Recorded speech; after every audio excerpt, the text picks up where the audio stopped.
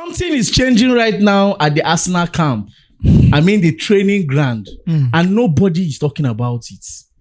I mean, you are not talking about it, Dave. The people in UK are not talking about it. Okay. Some pundits are not saying anything about it. But I have to say something about it. Normal. Because Arsenal is my brother. Arsenal is a London club. Chelsea is a London club. Yeah, fake brother. I'm a real brother. Yeah, fake brother. I'm a clear real brother of Arsenal. Your brother from North. me from West. You don't ever see we are North and West, they are lying. And not only that, so many fans have been predicting Man City and Leeds to meet in the FA Cup final. Based on AI analysis, fans have been predicting Leeds versus Man City in the FA Cup final. But before I proceed, please do well to like this video, share, and also subscribe and follow this page. Let's start with the Arsenal. You can see the image on the screen. You can see the Arsenal players, one leg up with the pen. Cherry God. You want to? I'm not with pen here, as I would have demonstrated it for you with their hand pointing at each other. I call it the pen. The pen. A snake in the monkey shadow style. No. They call it the pen pattern. Pen pattern. The pen pattern. Okay. That's the pen pattern. Who bring that one? If you are going to digest this thing and we are going to analyze this step right now, what do you think is that strategy that Arteta just brought up in the camp? After losing that in the Carabao Cup final and also being chased out by Southampton, and Arteta have decided to bring in a new strategy to see if they can use that strategy to secure the Champions League and also the Premier League.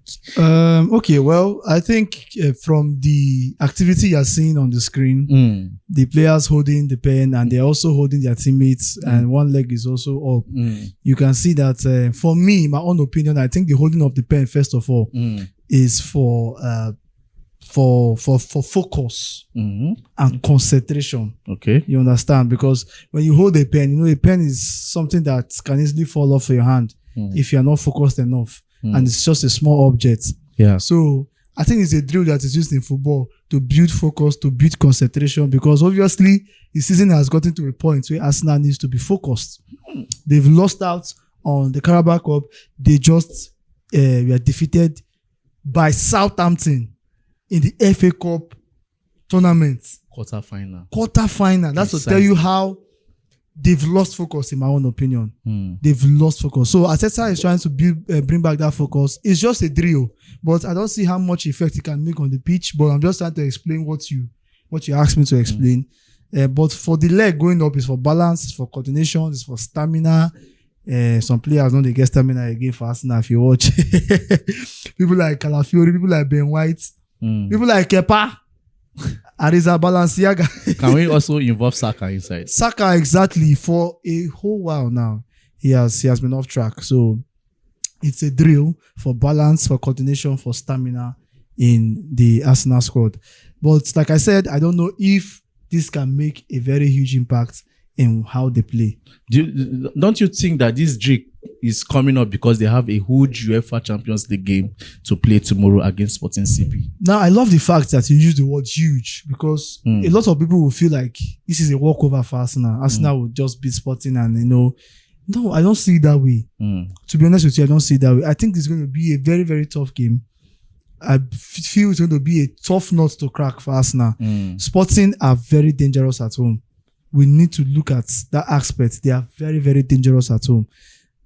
They have good coordination at home. So I think the plan of Sporting will just be to probably get 2 goals up against Arsenal, which is very possible. Me and say currently now, Arsenal scoring goals is difficult. Them trying to score goals, it's just that if you look at a player like Gyökeres, he's the one trying to just put the ball at the back of the net. Yeah. It's as though he picked form late. Exactly. You understand? So scoring goals now, the set piece thing is not even as active as it used to be. Yeah. So Arsenal are just good at defending currently now, but Sporting at home will break any defense.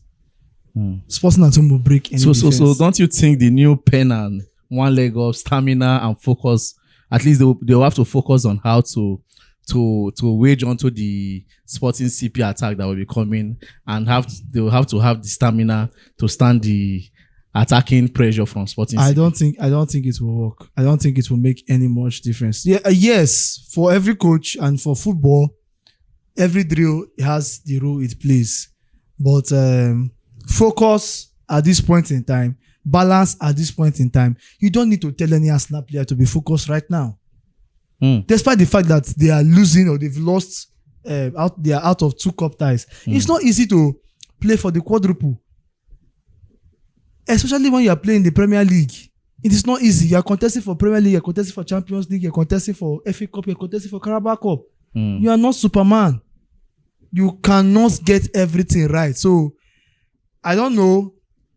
Arsenal, yes, they might have dropped a little bit of form, but the players need to be focused. They don't need any drill for them to be focused. So I don't see how much of an impact this will make. If the players cannot be focused based on how they see the season going for them, then no amount of drill will make them focused. No amount of drill. All right, so let's push over to the FA Cup prediction based on fans' view. Yeah.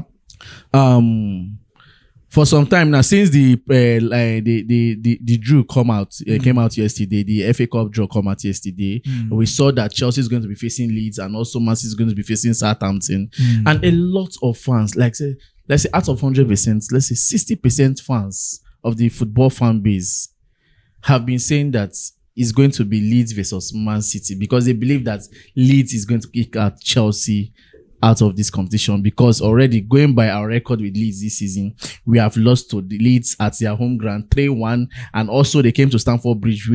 We blindly gave them a 2-2 draw after when we were leading 2-0.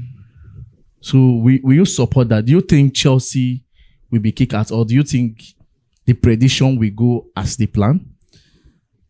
Okay, good question. Good question. How do I answer this right now? Because the Chelsea fans, did you say Chelsea fans or did you say general public? General. They're making sense. I'm not saying I refuse to put it the Chelsea fans, because the Chelsea fan base will not accept that they will predict that Leeds will beat them. But on a general terms, before we talk about the game, let's talk about the head-to-head overall record between Chelsea and Leeds. They've played a total of 111 matches. Leeds has won 41 times and Chelsea has won 39 times. And there have been 31 draws between these two teams. That means Leeds has had more wins over Chelsea. Just to tell you that Leeds are stubborn. In fact, when it comes to Leeds versus Chelsea, it's something that we need to be scared about.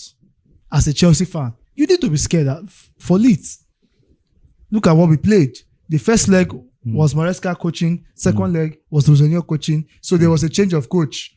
And yet nothing was done. We could not still win the same Leeds. Okay. We've played Leeds with dominant teams, and yet we struggle to beat them. And sometimes they beat us in return. So I can understand the general public when they say Leeds will make it to the final against Man City. However, in as much as Chelsea is in a bad state, I will still put it out there, because I'm not going to use fly man and say Chelsea don't pick form. No matter what we say and no matter how we praise the players, we will not use fly man to say Chelsea is back in form.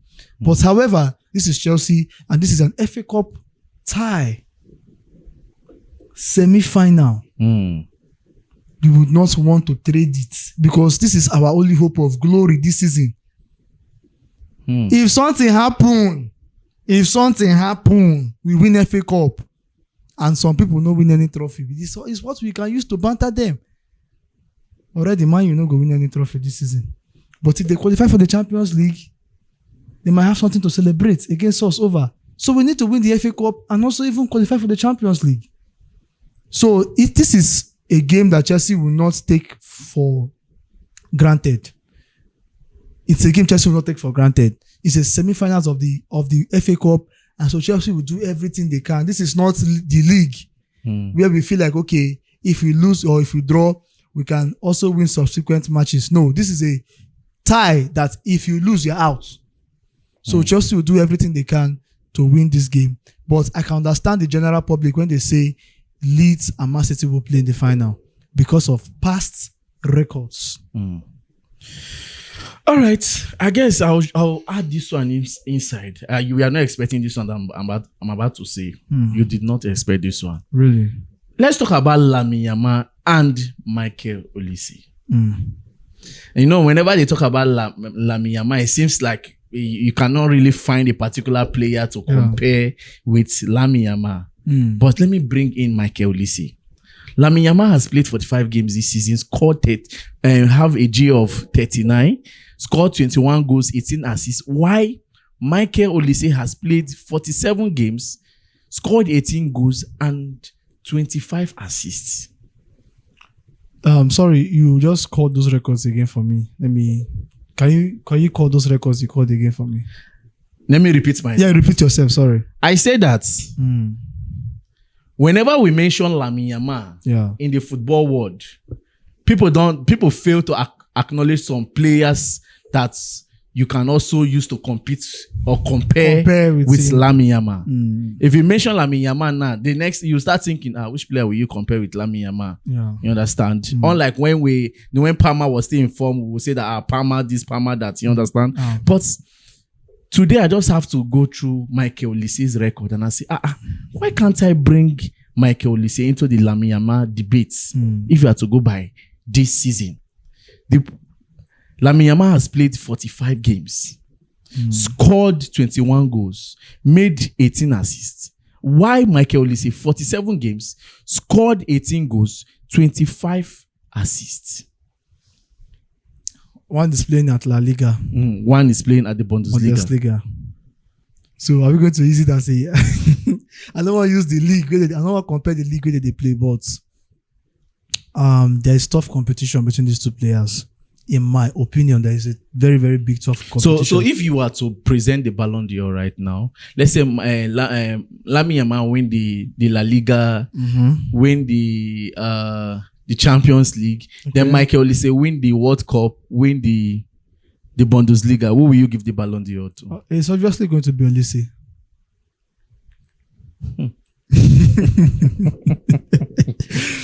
It will be Olise. But there was a time that this was it what's his name? Mbappe, yeah. Mbappe was hot that period when France won the World Cup. But he was 2018. Yes, but he was not given the Ballon d'Or. Who won the Ballon d'Or that year? That should be Modric, if I'm not mistaken. Yes, if I'm not mistaken. And I guess they were using the Champions League as a yardstick to present. Well, we cannot see that the Ballon d'Or criteria has changed. And to me, that's how it's supposed to be right from the onset. The World Cup is the biggest prize to be won in football, in the history of football. The World Cup is the biggest prize. So anybody who wins it and who performs well, not just by winning it, if you performed well, for example, see the example you are giving now. Lamine Yamal can be better than Olise, might score more goals than Olise, might make more assists than Olise, wins the Champions League over Olise. But watch, it's not that Olise did not perform well in the Champions League. It's not like he didn't perform well in his league. But just because Yamal was higher than him, and then Olise goes ahead to win the World Cup and performs well in the World Cup. What if he doesn't perform well in the World Cup? If he doesn't perform well, then he doesn't deserve it. I'm sure somebody else will be there. Yes, we have Mbappe, we have the likes of Dembele. PSG can win their League One. Or they will win it. And Dembele is there. Dembele might perform well in the World Cup. And they will give it to him again. Mbappe is there. Even if Real Madrid does not win their La Liga, if Mbappe goes ahead to win the World Cup and perform well in that World Cup, I don't see any reason why he will not win it. So you are saying that an individual award should be programmed based on their trophy? Individual award. Ballon d'Or is an individual award. Of course, I am not the organizer of the award, but you can see the criteria they've set. If they set the biggest prize, or they put individual awards, we have some other awards like best. Should I say going to be Golden Boy? They have like in the Premier League, they have PFA Player of the Year. You know, all those things. But the Ballon d'Or is like the biggest individual award in football.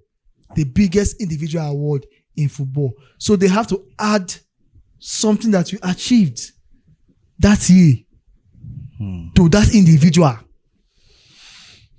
So the World Cup it makes a huge difference. And like I said, it's supposed to be the major criteria for giving anybody an award, like the Ballon d'Or, the World Cup.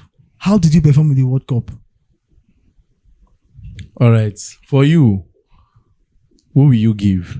Will you give it to Lamine Yamal if he wins the La Liga and the Champions League? Or will you give it to Mbappe if you win the Bundesliga and win the World Cup? No, Olise. Olise. Olise. It's supposed to be Olise, yes. But Mbappe if still win now. Mbappe if win now. All right. I'm not trying to confuse you people here, but anyhow, just pick your choice and drop your own thoughts at the comment section. Yeah. Thank you very much, and don't forget to like, share, and subscribe for more. My name is Peters. And my name is Big Dave.